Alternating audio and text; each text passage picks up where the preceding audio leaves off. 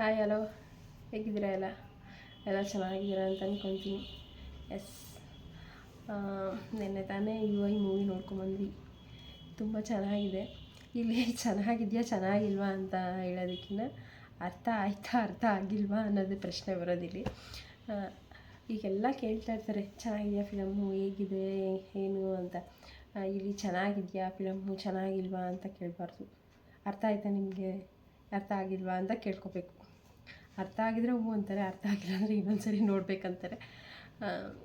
ಒಟ್ನಲ್ಲಿ ಫಿಲಮ್ ಅರ್ಥ ಇಲ್ಲಿ ಸ್ವಲ್ಪ ಅರ್ಥ ಅಂದರೆ ಇಲ್ಲಿ 100 ಜನದಲ್ಲಿ ಕೇವಲ 20% ಜನಕ್ಕೆ ಅಷ್ಟೇ ಅರ್ಥ ಆಗಿರೋದು. ಇನ್ನು 80% ಜನಕ್ಕೆ ಅರ್ಥ ಆಗಲ್ಲ. ಯಾಕೆಂದರೆ ಅವ್ರು ಹೇಳ್ತಾ ಇರೋದು ನಾವು ಇವಾಗ ಈ ಕರೆಕ್ಟ್ ಸಿಚುವೇಷನಲ್ಲಿ ಹೇಗಿದ್ದೀವಿ ಅದ್ರ ಬಗ್ಗೆ ಹೇಳ್ತಾ ಇದ್ದಾರೆ ಅಷ್ಟೇ.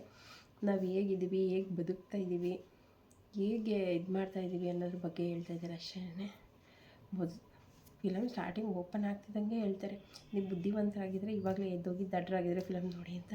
ಆವಾಗ ನಮಗೆಲ್ಲ ಅನಿಸುತ್ತೆ, ನಾವು ಬುದ್ಧಿವಂತರ ದಡ್ರ, ಹಂಗಾರೆ ನಾವು ಫಿಲಮ್ ನೋಡಬೇಕಾ ಎದ್ದೋಗ್ಬೇಕಾ ಅಂತ.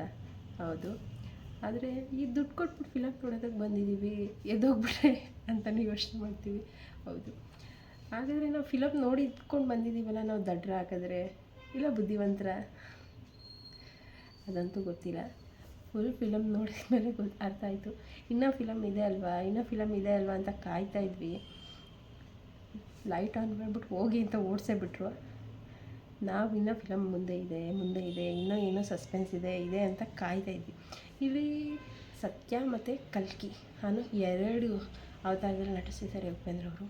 ತುಂಬ ವರ್ಷಗಳ ನಂತರ ಅವರೇ ನಟಿಸಿ ನಿರ್ದೇಶನ ಮಾಡಿರೋಂಥ ಚಿತ್ರ UI ಅಂದರೆ ನೀನು ನಾನು ಅಂತ ಅಷ್ಟೇ.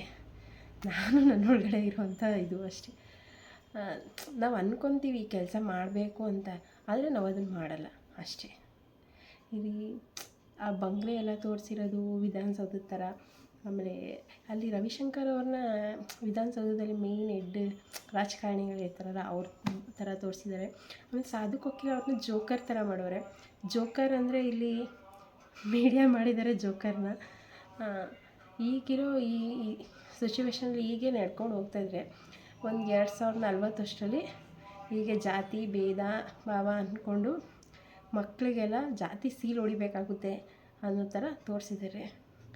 ನಾವು ಜಾತಿ ಅಂತ ಕಿತ್ಲಾಡ್ತಾ ಇರ್ತೀವಿ, ಅಲ್ಲಿ ರಾಜಕಾರಣಿಗಳು ಅವ್ರ ಬೇಳೆ ಬೇಯಿಸ್ಕೊತಾ ಇರ್ತಾರೆ. ಆಮೇಲೆ ಇಲ್ಲಿ ಪ್ರಕೃತಿನ ತಾಯಿಗೆ ಹೋಲಿಸಿದ್ದಾರೆ, ಅದು ತುಂಬಾ ಚೆನ್ನಾಗಿದೆ. ನಾವು ಹೇಗೆ ನಾಶ ಮಾಡ್ತಾಯಿದ್ದೀವಿ ಪ್ರಕೃತಿನ, ಅದನ್ನು ಅವ್ರ ಅಮ್ಮನಿಗೆ ಆಗಿ ತೋರಿಸಿದ್ದಾರೆ, ಅದು ಚೆನ್ನಾಗಿದೆ. ಅವ್ರ ತಾಯಿಗೆ ಒಳ್ಳೆ ಮನಸ್ಸು ಇದು ಮಾಡೋ ಅಂಥದ್ದು. ಅವ್ರ ಅಮ್ಮನಿಗೆ ಸರಿ ಮಾಡೋದಕ್ಕೋಸ್ಕರ ಒಳ್ಳೆ ರೀತಿ ಇದು ಮಾಡಿದ್ರೆ ಸರಿ ಹೋಗಲ್ಲ, ಕೆಟ್ಟದಾಗಿ ಮಾಡಿ ತೋರಿಸಿದ್ರೇ ಇದಾಗೋದು ಅಂತ ತೋರಿಸ್ತಾರೆ. ಅದೆಲ್ಲ ತುಂಬಾ ಚೆನ್ನಾಗಿದೆ. ಒಟ್ಟಿನಲ್ಲಿ ತಲೆಗೆ ಫುಲ್ಲು ಹುಳ ಬಿಟ್ಬಿಟ್ಟಿತ್ತು.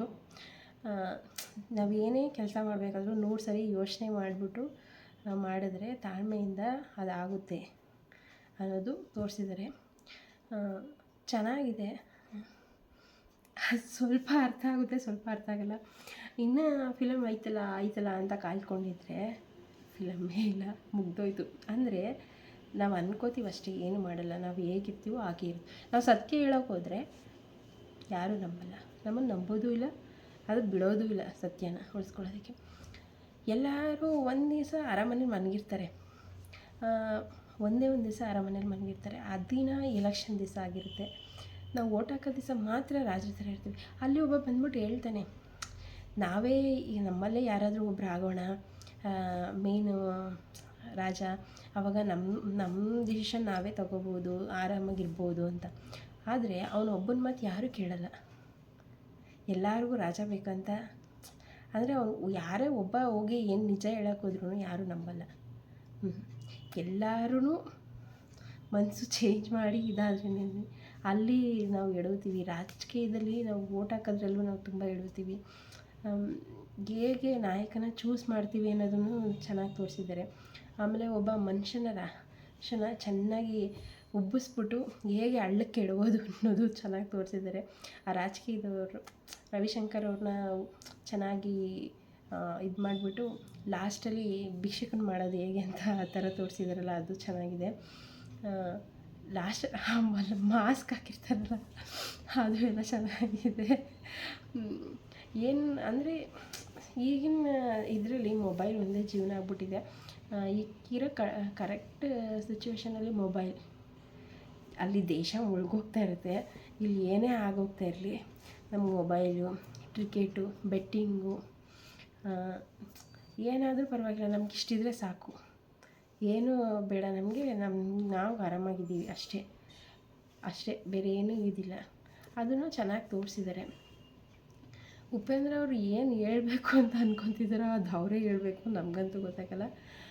ಅವ್ರು ಯಾವಾಗ ಹೇಳ್ತಾರೋ ಅವಾಗಲೇ ನಮ್ಗೆ ಅರ್ಥ ಆಗೋದು. ಸದ್ಯಕ್ಕೆ ನಮ್ಗೆ ಅರ್ಥ ಆಗೋದು ಇಷ್ಟೇನೆ, ನಾವು ಇವಾಗ ಕರೆಕ್ಟಾಗಿ ಹೆಂಗಿದ್ದೀವಿ, ಏನು ಮಾಡ್ತಾಯಿದ್ದೀವಿ ಅಷ್ಟೇ ಅವ್ರು ಹೇಳೋಕ್ಕೆ ಪ್ರಯತ್ನ ಪಟ್ಟಿರೋದು. ತುಂಬ ಚೆನ್ನಾಗಿದೆ. ಅಂದರೆ ಒಂದು ಸರಿ ನೋಡೋಕ್ಕಿಂತ ಮತ್ತೆ ನೋಡಬೇಕು, ಒಂದು 2-3 ಸರಿ ನೋಡಿದ್ರೆ ಇನ್ನೂ ಚೆನ್ನಾಗಿ ಅರ್ಥ ಆಗುತ್ತೆ ಅಂತ ಅನಿಸುತ್ತೆ.